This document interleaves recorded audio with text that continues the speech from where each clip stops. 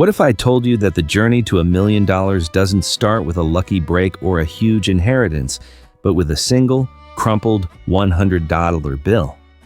For most of us, the idea of building wealth feels like a distant dream, a mountain too high to climb. We see the success stories online and think, that could never be me. I don't have enough to start. But you're about to meet Alex. His story isn't one of glamour or overnight success. It's a story of doubt, struggle, and the quiet, persistent power of starting small. It began with just $100, a decision to change, and a series of steps that anyone, including you, can follow. Stay with me, because by the end of this video, that $100 in your pocket will look less like a small amount of cash and more like the most powerful seed you've ever planted. Welcome to Hope to Wealth, the place where we believe that every financial journey is a human story. Here, we don't just talk about numbers. We talk about the life behind the numbers. We share real stories of struggle and triumph to inspire you and give you the tools to write your own success story. Today's story is about Alex, a name we're using to represent so many of us who have felt stuck, staring at a small amount of money and wondering if it could ever be enough. We're going to break down his journey, step by step, from that initial $100 to a place of financial stability and growth. This isn't a get-rich-quick scheme. This is a blueprint for building real, sustainable wealth from the ground up. We'll cover the mindset shifts, the practical investment choices, the mistakes he made, and the lessons he learned. This is the guide I wish I had when I started. If you're ready to transform your financial future, starting today, make sure you hit that subscribe button and ring the bell so you don't miss our stories.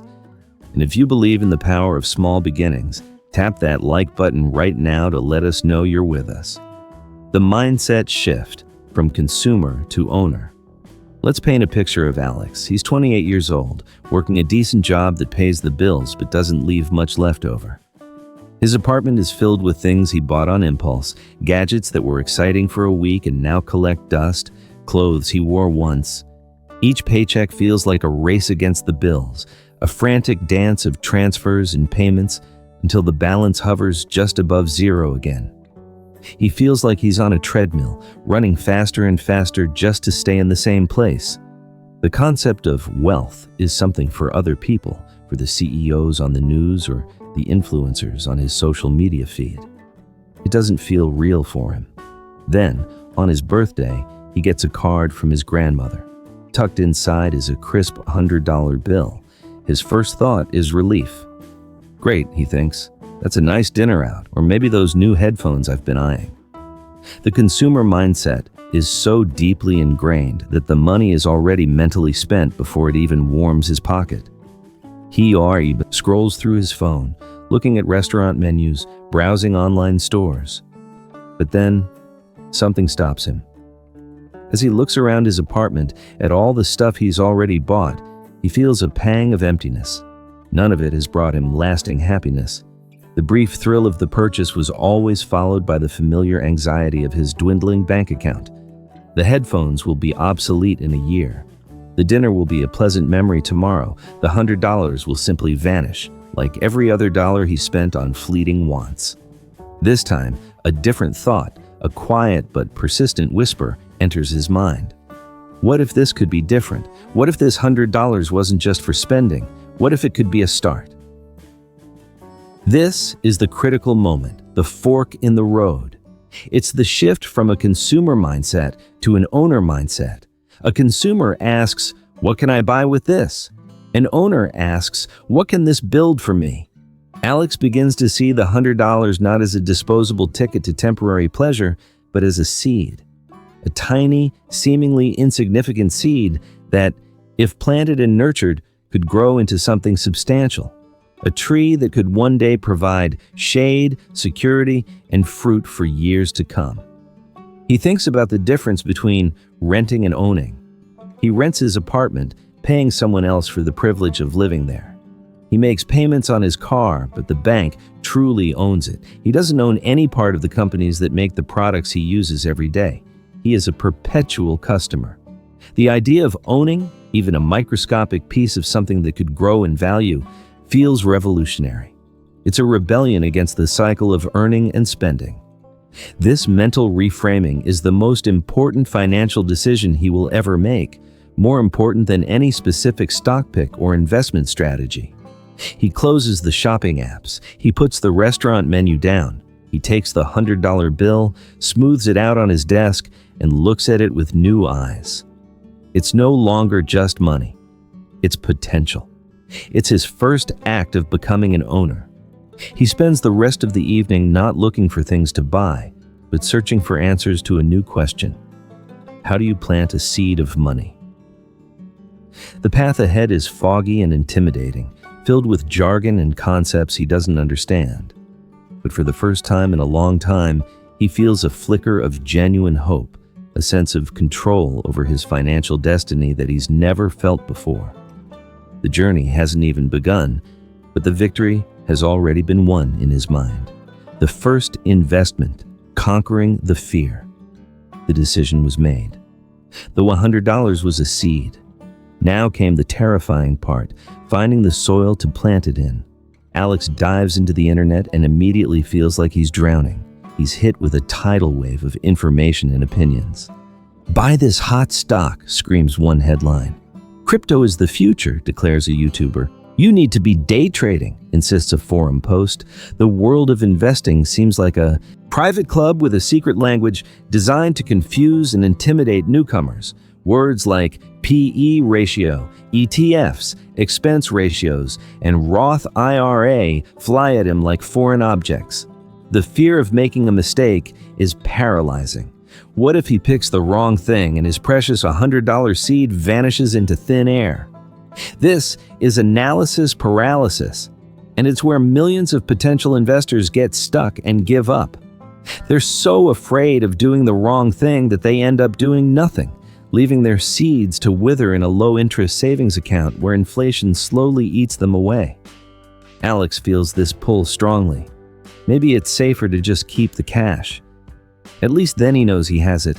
But he remembers the feeling of emptiness in his apartment, the desire to own, not just consume. He pushes through the fear. He narrows his focus, looking for the simplest, most recommended path for beginners. He keeps seeing the same advice over and over again from trusted, non-sensational sources. Invest in a low-cost, broad market index fund. He learns what this means. Instead of trying to pick one winning company, like finding a needle in a haystack, an index fund lets him buy a tiny piece of the entire haystack. He could own a sliver of Apple, Microsoft, Amazon, and hundreds of other top companies all at once. It's diversification in a single purchase. It's the slow, steady, and proven path. He decides this is the way. He chooses a reputable, commission-free brokerage firm. The sign-up process is surprisingly straightforward, like opening any other online account. He links his bank account and transfers the $100. Seeing that number, $100 in his new investment account, is a surreal moment. It's real. Now for the final step. He searches for a total stock market index fund ETF. Let's say he chooses one with the ticker symbol VTI. He types it in. He sees the price per share is more than his $100. His heart sinks. Another roadblock. But then he discovers fractional shares. He learns that he doesn't need to buy a full share. He can buy just a piece of one. He can invest his full $100. With a deep breath and a racing heart, he types in $100 into the buy order. He reviews it one last time. His finger hovers over the confirm button. Every instinct of fear and doubt screams at him. This is a mistake. You don't know what you're doing. You're going to lose it. He thinks of the headphones. He thinks of the fancy dinner. He thinks of the treadmill. And he clicks the button. The order goes through. A small notification pops up. Your order to buy 100 Oxero of VTI has been filled. That's it. He is now, officially, an owner. He owns a piece of the American economy. It's a tiny, microscopic piece, but it's his. A profound sense of calm washes over him, replacing the anxiety. He didn't need to be a Wall Street genius. He just needed to take one small, deliberate step. That night, he doesn't feel richer in his bank account, but he feels wealthier in his soul. He has conquered the fear of the unknown and taken his first concrete step away from the consumer treadmill and onto the path of ownership. If Alex's first step is inspiring you to take your own, do me a favor and hit that like button and subscribe to Hope to Wealth for more stories that break down these barriers. The power of automation, building the habit. The initial thrill of making his first investment was powerful. For a few days, Alex obsessively checked his brokerage account. He'd see it go up by 50 cents and feel a jolt of excitement. He'd see it go down by $1 and feel a knot of dread in his stomach. He was emotionally tied to the daily whims of the market, a classic rookie mistake. After a week, the novelty began to wear off.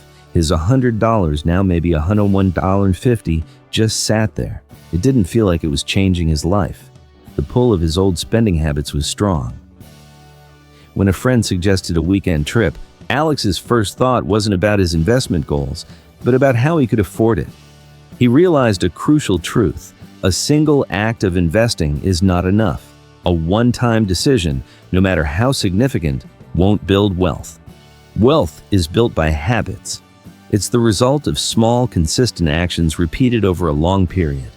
He knew he couldn't rely on willpower alone. Willpower is a finite resource. On some days, he would feel motivated and disciplined. On others, he would be tired and tempted to spend. He needed a system that would work for him even on his worst days. He needed to put his financial goals on autopilot. This is when he discovered the magic of automation. He went back into his brokerage account and found the setting for recurring investments. He looked at his budget, a painful but necessary exercise. He was being honest with himself for the first time about where his money was really going. He saw the small leaks, the daily $5 coffee, the multiple streaming subscriptions, the takeout orders when he was too tired to cook.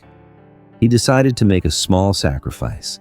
He would start making his coffee at home. It sounds trivial, but that $5 a day was $25 a week, or about $100 a month. He decided to start there. He set up an automatic transfer from his checking account to his investment account for $25 every single Friday, the day he got paid. The first Friday it happened, he felt the pinch. That $25 was gone before he even had a chance to think about spending it. But the following week, something interesting happened. He barely noticed it. The week after that, it was just a normal part of his financial life. He had automated his discipline. He was now practicing the single most powerful principle in personal finance. Pay yourself first. Before he paid for rent, groceries, or entertainment, he paid his future self. This simple automated act did several things.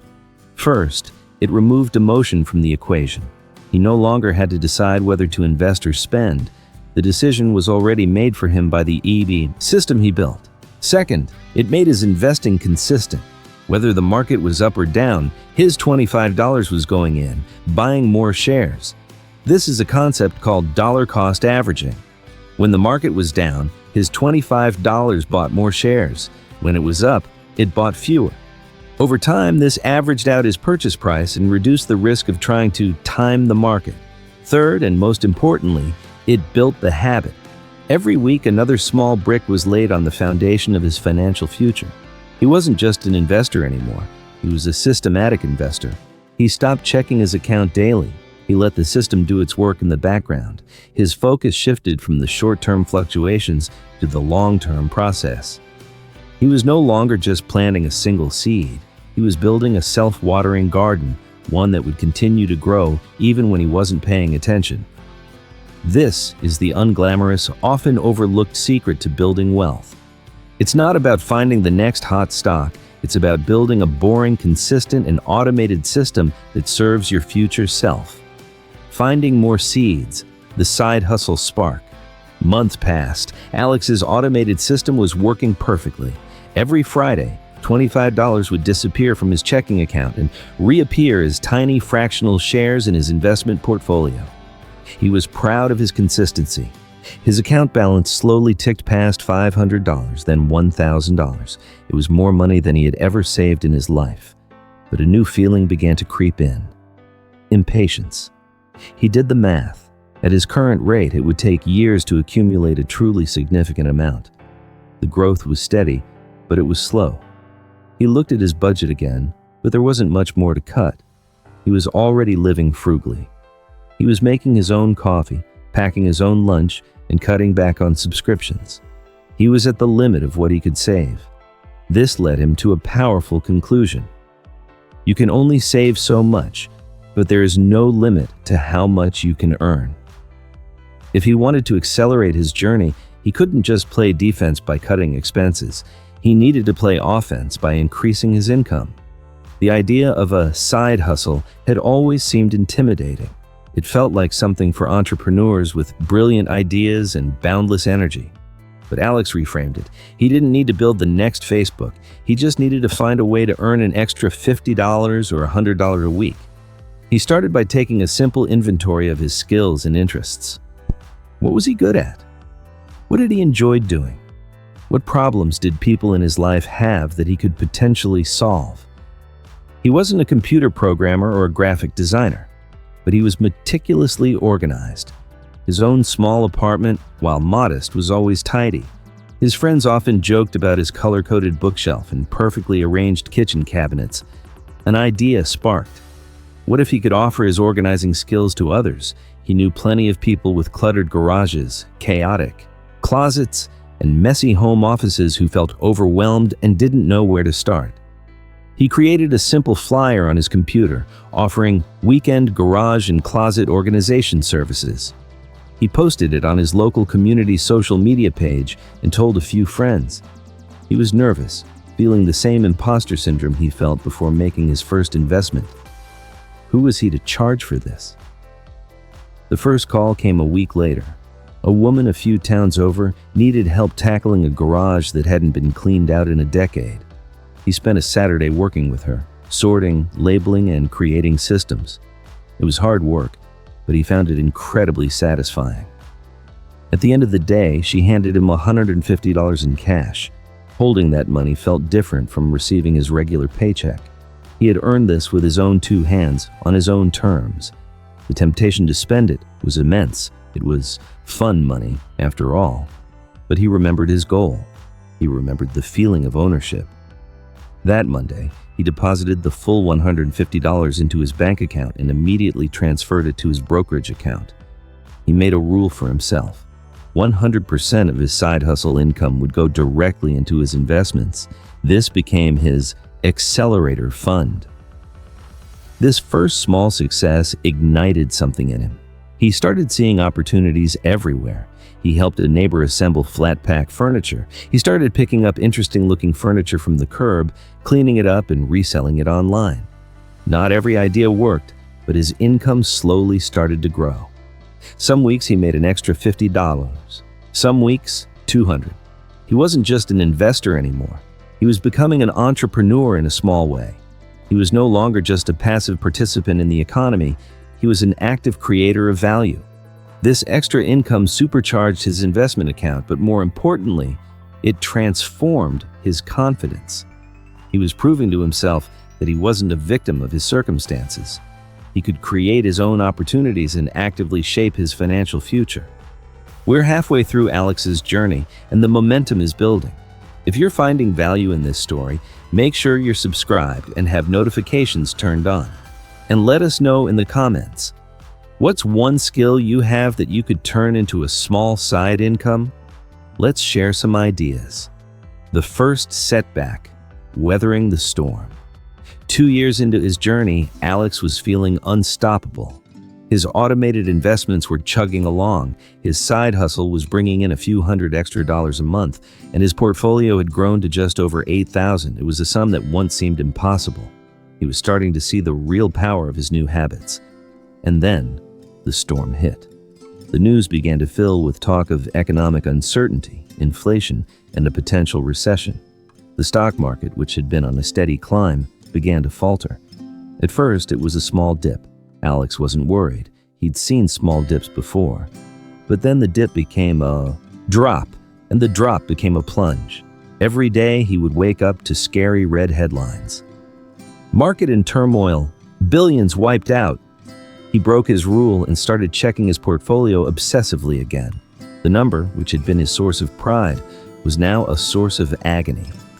$8,000 became $7,500, then $7,000, then $6,200. In a matter of weeks, nearly $2,000 of his hard-earned money had simply evaporated. The emotional impact was brutal. It felt like a personal failure. Every dollar in that account represented a coffee he didn't buy, a Saturday he spent working, a sacrifice he had made, and now it was vanishing. The voice of panic, the same one that tried to stop him from investing in the first place, came roaring back. "I told you this was a mistake. You should have just kept the cash. Sell now before it goes to zero. Cut your losses and get out." His friends, who knew he was investing, were saying the same thing. "Did you sell yet? You have to get out of the market. It's crashing." The pressure was immense. The temptation to hit the sell button and stop the bleeding was almost overwhelming. This is the great test for every investor. It's easy to be a long-term investor when the market is going up. The real challenge is holding on when everything inside you is screaming to run for the exit. Selling in a panic is the single biggest destroyer of wealth for the average person. It's the emotional mistake of selling low after having bought high. Alex was on the verge of making this exact mistake. But then he remembered the books he'd been reading and the podcasts he'd been listening to. They all had one common message: the market goes down. It's a natural, normal part of the process, and historically, it has always recovered and gone on to new highs. They said that downturns aren't a threat, but an opportunity. His automated 25 investment was now buying shares on sale. He forced himself to zoom out. He looked at a chart of the stock market over the last 50 years. He saw countless crashes and corrections, scary vertical drops. But after every single one, there was a recovery and a long, steady climb upwards. This historical perspective was like a life raft in his sea of panic. He also sought out a mentor, an older colleague at work who was known for being smart with money. He explained his fear. The colleague listened patiently and then said something simple but profound. "Alex, you haven't lost a single penny unless you sell. Right now, all you have is a paper loss. The number of shares you own hasn't changed. Don't look at the value, look at the shares. Are you still buying more every week?" Alex nodded. "Good," the colleague said. "You're doing exactly the right thing. Just close the app and trust the system you built." Alex took his advice. He deleted the brokerage app from his phone's home screen to remove the temptation. He kept his automated investments going. He kept his side hustle going. It was one of the hardest things he had ever done, to trust the process when his emotions were telling him to flee. He was investing on faith, faith in history, faith in his system, and faith in his future self. Leveling up, financial education. Surviving that first major market downturn was a rite of passage for Alex. He didn't sell, he kept investing. And slowly, over the next year, he watched as the market recovered. His portfolio not only clawed back its losses, but climbed to new highs. The experience was terrifying, but the lesson it taught him was invaluable. Emotional control is more important than brilliant analysis. He realized, however, that simply holding on wasn't enough. He had built a good foundation, but if he wanted to build a skyscraper, he needed a more sophisticated blueprint. His knowledge was still basic. It was time to level up his financial education. He made a conscious decision to dedicate time each week to learning. He traded an hour of mindless TV scrolling for an hour of financial literacy. He started with the classics. He read The Simple Path to Wealth by J.L. Collins, which solidified his belief in index fund investing. He read The Psychology of Money by Morgan Housel, which taught him that personal finance is more about behavior than it is about math. He read I Will Teach You to Be Rich by Ramit Sethi, which gave him practical scripts for managing his money and career. He also became a student of podcasts during his commute. He listened to shows that broke down complex financial topics into understandable language. He learned about the incredible power of compound interest in a way he had never truly grasped before. He saw a chart that showed if a 25-year-old invests $500 a month, they could have over $1 million by retirement, with the vast majority of that money being investment growth, not their own contributions.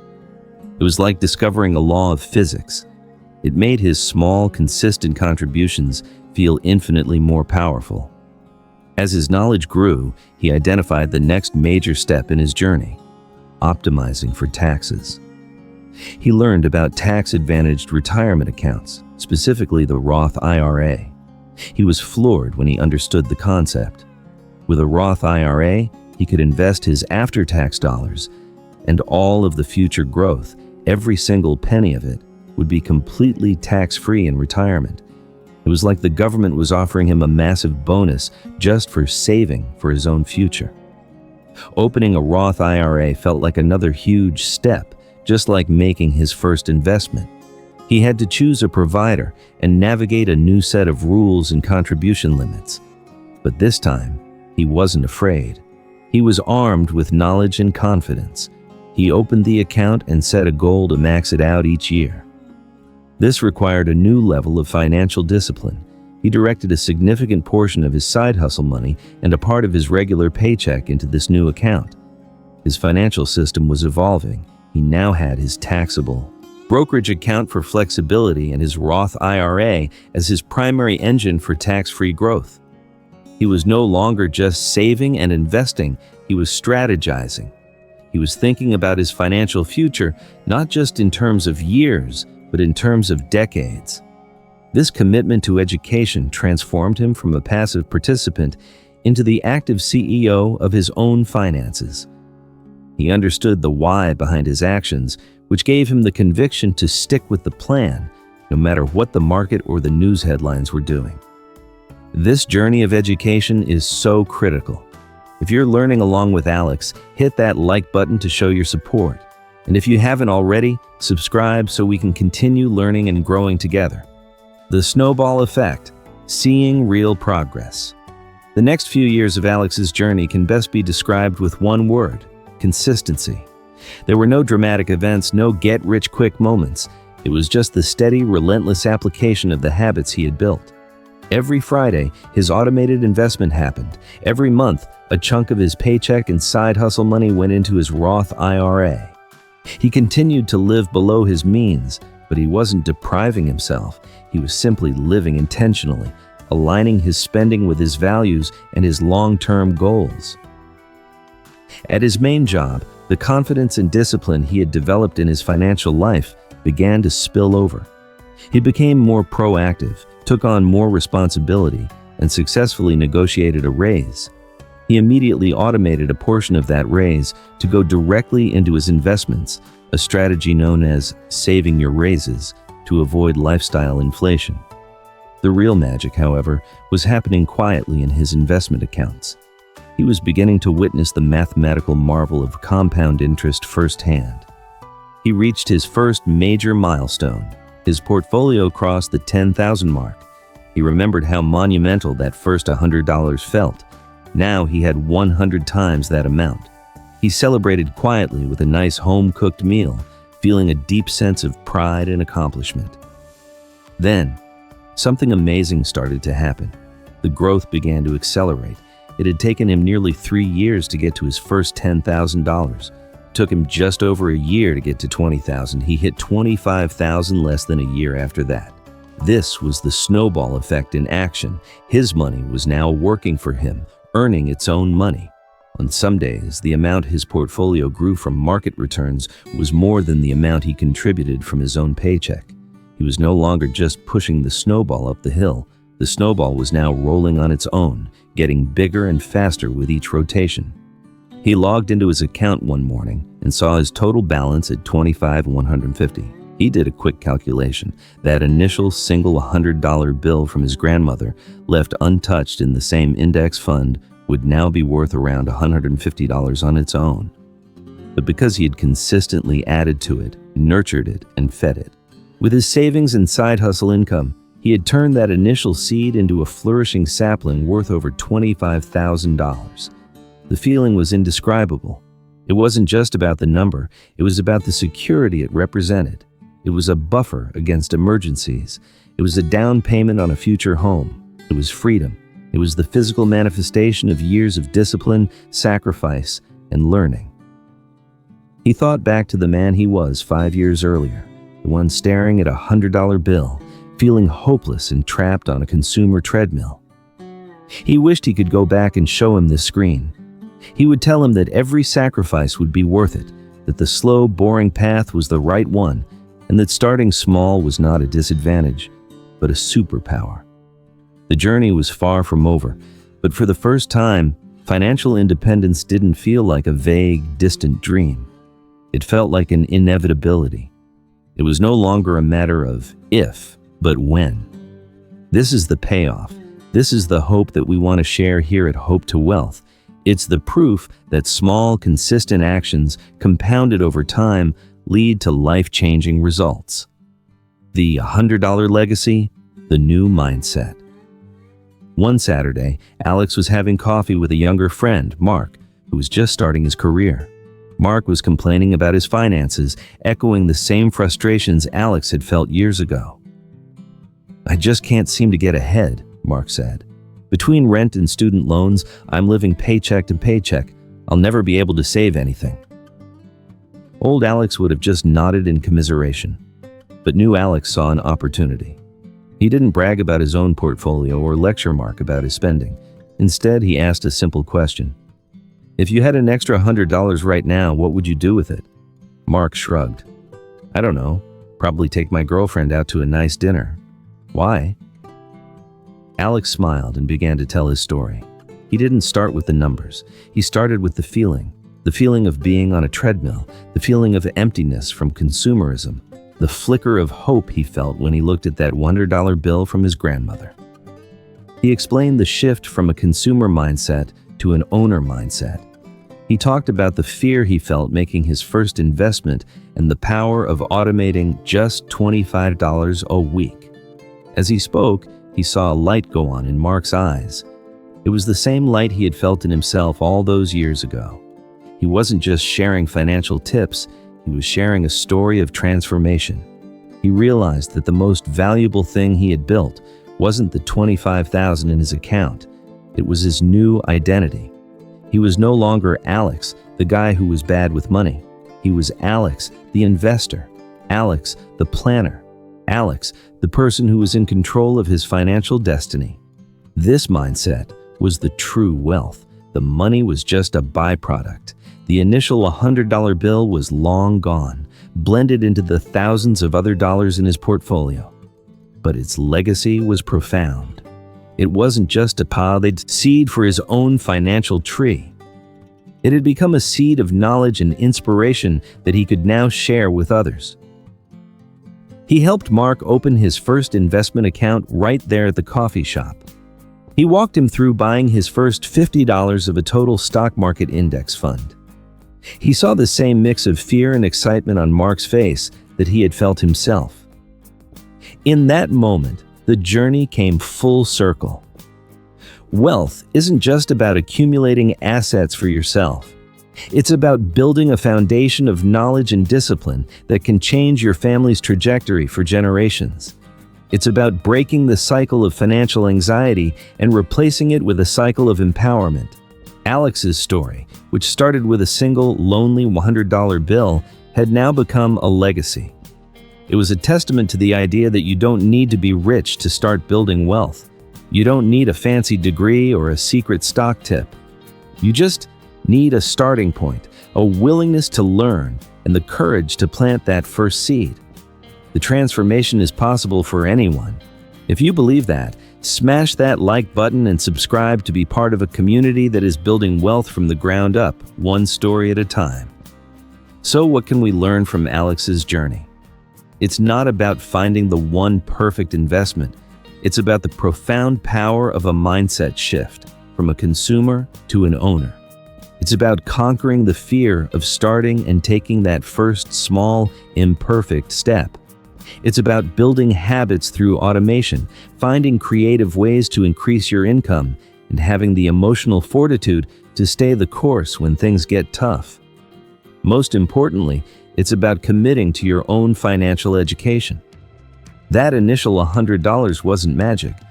The magic was in the decision to make it work for him, to turn it from a simple piece of paper into a seed for his future. Your journey can start today with whatever you have. The amount doesn't matter as much as the intention behind it. If this story resonated with you, please hit that like button. It truly helps the channel. Subscribe to Hope to Wealth and ring the bell so you never miss a story. And now, I want to hear from you. What is the very first step you're going to take after watching this? Share it in the comments below. Let's inspire each other. And don't forget to share this video with someone who needs to hear that it's possible to start building wealth, even from zero.